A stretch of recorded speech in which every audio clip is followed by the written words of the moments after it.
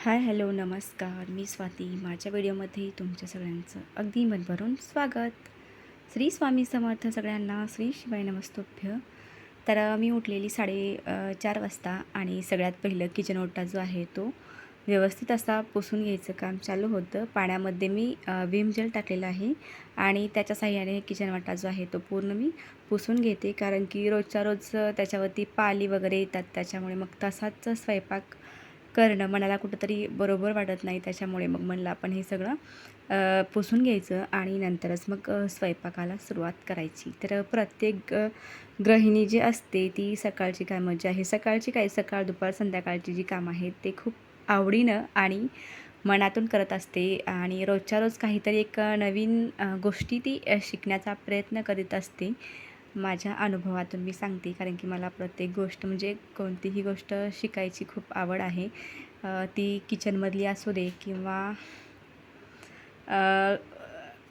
किचनमधली किंवा रांगोळी काढायची, अशा भरपूर काही गोष्टी आहेत ज्या की मला करायला आवडतात. आणि नंतर मग पीठ मळून घेतलेलं आहे. तोपर्यंत पातेल्यामध्ये पाणी गरम करायला ठेवलेलं, भाजीचं सगळं साहित्य कट करून घेतलं. तोपर्यंत कणिक जी आहे ती व्यवस्थित अशी सेट होऊन जाते. आणि तो भाजी मला आज वांगं कांदा मिक्स करायचा होता.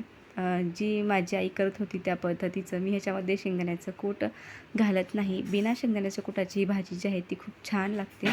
आणि इतर श्री जो आहे तो 5 वाजता उठलेला.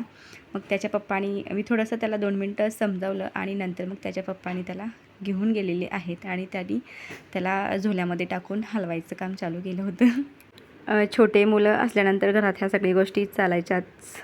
काही त्याच्यामध्ये वाद नाही आमच्या इकडे, असं म्हणतात बरं का. आणि नंतर मग जी एक लास्टची चपाती होती, तव्यावरती मी तूप टाकलेलं आहे आणि दोन्ही साईडने तूप लावून व्यवस्थित अशी ती चपाती जी आहे ती भाजून घ्यायची. आणि नंतर त्याच्यावरती वरतून थोडीशी साखर किंवा गूळ तुम्ही टाकू शकता. गूळ टाकला तर सगळ्यात उत्तम आहे, पण मी साखर टाकलेली. आता कधी गूळ खिसत बसायचा म्हणून म्हणलं आपण ह्याच्यावरती साखर टाकावी. गरम गरम चपाती खायला खूप छान लागते आणि मी ह्यांच्यासाठी रोज एक तरी चपाती अशी करून देते. कधीतरी वेळ भेटला म्हणजे कधीतरी देणं होत नाही, रोजच्या रोज मी देतेच. तर हा सगळा आहे त्यांचा टिफिन. ह्याच्यामध्येच नाश्ता पण आहे. तर नाश्त्यामध्ये होता रात्रीचा जो भात आहे तो आणि तूप लावलेली चपाती, आणि हे 2 चपातीचे डबे जे आहेत ते लंचसाठी आहेत. आणि आमच्या इथं रात्रीचं जेवण ते बी खातात आणि मी पण खाते, म्हणजे दोघंजण अर्धं-अर्धं, एकालाच नको. त्याच्यामुळे आमचं असं ठरलेलंच आहे की प्रत्येक गोष्ट आपण अशी मिळून मिसळूनच करायची आणि हे खूप छान वाटतं मला पण. आणि नंतर मग ते त्यांच्या ऑफिससाठी निघालेले आहेत. तर 6 वाजले होते. 6 वाजेपर्यंत फक्त माझा स्वयंपाक बनवायचा झालेला.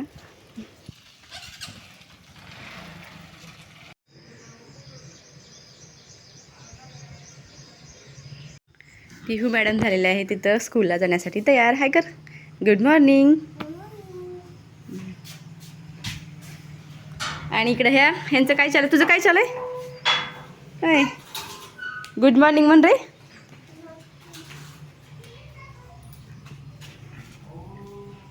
इथं मी घेत आहे कोमट पाणी. आणि तसं तर म्हणलं तर मी अगोदर म्हणजे जिरा, ओवा, दालचिनी, मेथीदाणा आणि त्याच्यामध्ये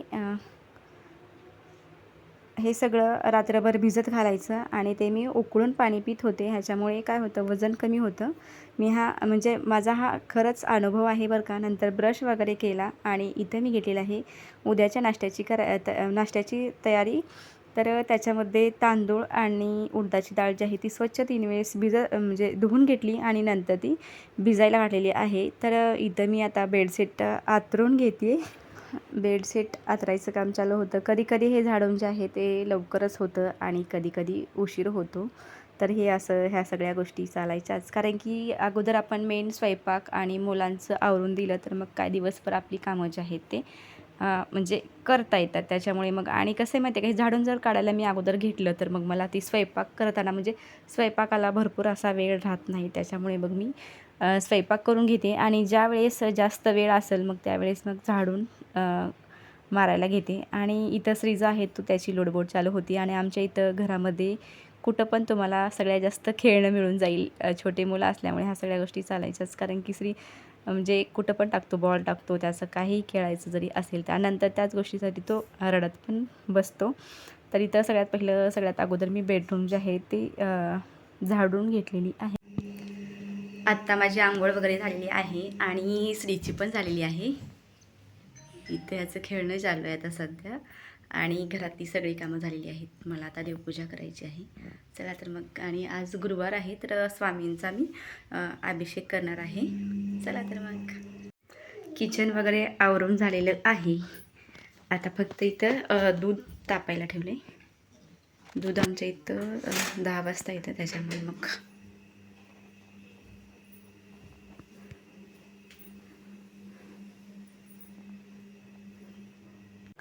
तर इथं सुंदर अशी देवपूजा झालेली आहे. आणि म्हणजे कधी कधी ते पण देवपूजा करतात, त्यांना पण ह्या गोष्टीची आवड आहे आणि मला पण आवड आहे. देवपूजा झाल्यानंतर मग थोडंसं टी व्ही बघायला बसलेली, तर इथं प्रदीप मिश्रा यांची कथा लागली होती आणि ती कथा मी पण ऐकते, माझी दीदी पण ऐकते. म्हणजे माझ्या म्हणजे जवळचे जेवढे सगळे नातेवाईक आहेत ते सगळे ऐकतात आणि ह्या कथेचा खरंच खूप मला तरी म्हणजे छान वाटतं ही कथा ऐकल्यानंतर. जेवण वगैरे झालं नंतर मग मी हे बुक दिलेलं आहे. आम्ही इथं मंदिरामध्ये गेलेलो तेलंगणामध्येच, तर तिथं त्याच्यावरती राम राम असं लिहिचं हे बुक आहे. राम नामाचं बुक आहे हे. आणि हे म्हणजे आम्ही राम राम हे फक्त आपली साधी वही जी असती का नाही त्याच्यावरती लिहित होतो लहानपणीची. आणि हे सगळं लिहिताना मला माझ्या लहानपणीची आठवण येत होती, कारण की माझ्या बहिणी पण ह्या सगळ्या गोष्टी करत होत्या. आणि तसंच बोललं तर गल्लीमधले सगळेच मोठे छोटे म्हणजे सगळे हे करत होते राम राम राम असं लिहायचे. आणि आमच्या गल्लीमध्ये एक वयस्कर काका होते, ते तर इतकं जास्त लिहित होते राम राम असं, सतत ते रामनामाचा जप करत होते. आणि राम किंवा कोणताही जप असो तुम्ही दिवसातून केलाच पाहिजे. ह्याच्यामुळे खरंच मनाला शांती भेटते आणि भारी वाटतं.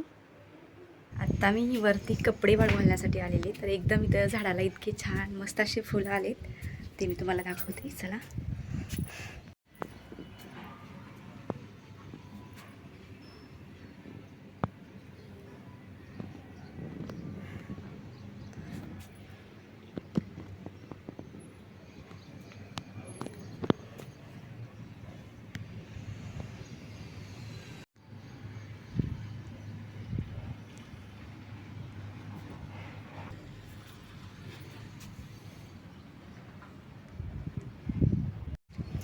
आत्ता आम्ही जात आहोत तिहूला ट्युशनला सोडायला. तिहू मॅडम इकडं तयार, तेजू तिहू चलो. आय आलं की आलं आलं आलं आलं आलं आलं. लवकर लवकर.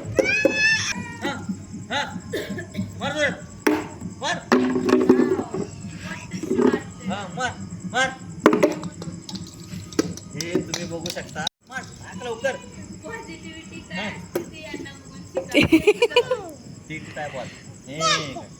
मोठा घ्या, तिथं मोठा दिसलाय.